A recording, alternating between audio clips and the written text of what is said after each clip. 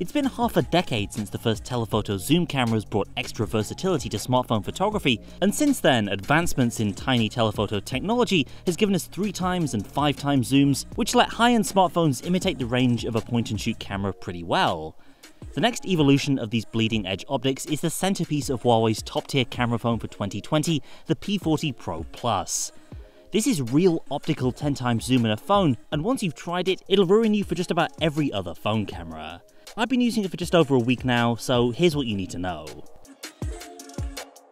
Let's start with the fundamentals of the P40 Pro Plus. As the name suggests, it's a souped-up version of the P40 Pro that's been on sale for a couple of months now. Major differences include a bump up to 512 gigs of storage and a luxurious and reassuringly hefty ceramic back in black or white. And on the inside, the Plus can also charge wirelessly at up to 40 watts using a proprietary Huawei charger. With that out of the way, let's talk optics. The Huawei P40 Pro Plus shares its siblings' main and ultra-wide cameras, as well as the dual selfie shooters punched into the display. But instead of a single 5x optical zoom camera capable of 10x hybrid zoom, the Plus swaps in 3x and 10x optical telephoto modules. That's a smartphone first, and gives the P40 Pro Plus the bragging rights of going all the way up to 20x in hybrid zoom mode. This super zoom lens is totally unique in the smartphone market, and a big part of what makes the P40 Pro Plus special. The 10x camera's internal periscope reflects light a total of 5x to hit that impressive number, all of which makes this an incredibly versatile shooter.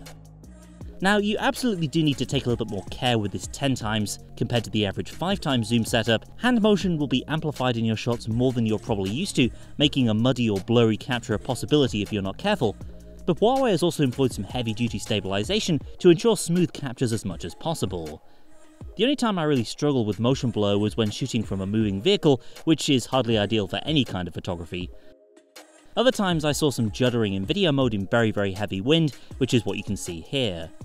There's a definite learning curve involved in mastering the 10x lens. Nevertheless, the power to bring distant terrain into view, or to get closer shots of kids, pets or wildlife without spooking them, is a huge attraction that's basically impossible anywhere else in the smartphone space.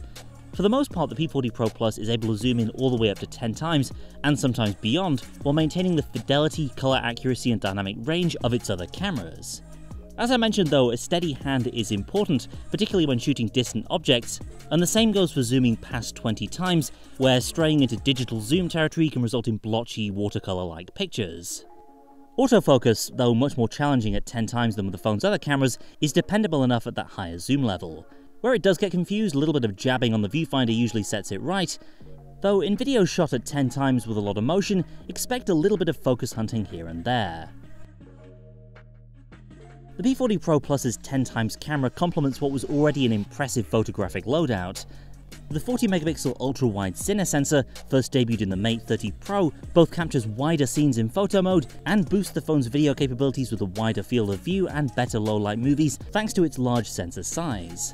And the standard telephoto at 3x lets you punch in to take a closer portrait shot or capture a closer perspective of a landscape or skyline.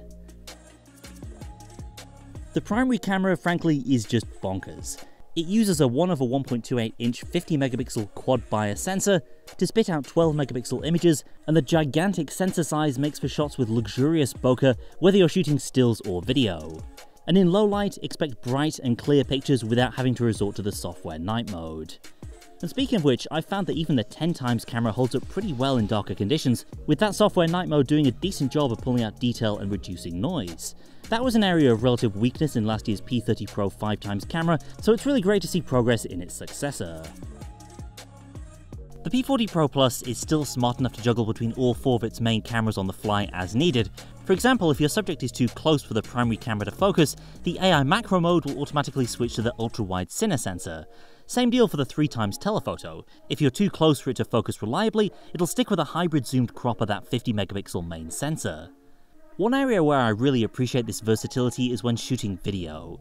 If you followed our Mate 30 Pro coverage, you'll know how the cine sensor can produce effortlessly smooth pans and moving shots, but the main sensor, with its much larger size and natural bokeh, can also create the kind of shots that you'd think might have come from a standalone camera.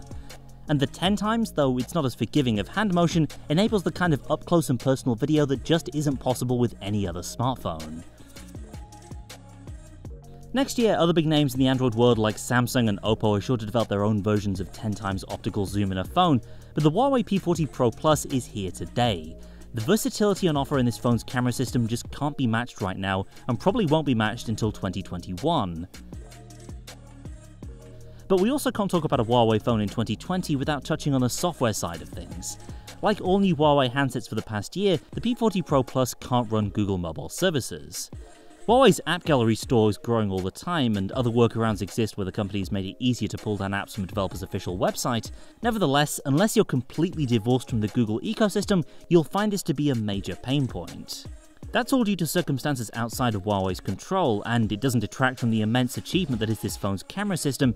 But if you want the very best smartphone cameras in 2020, just be aware that it may involve some serious software trade-offs. That's it for now. Let us know what you think of 10x zoom in a phone down in the comments. Stay tuned and subscribe for our hands-on coverage of the next wave of Android phones over the summer. In the meantime, thanks for watching, and I'll see you next time.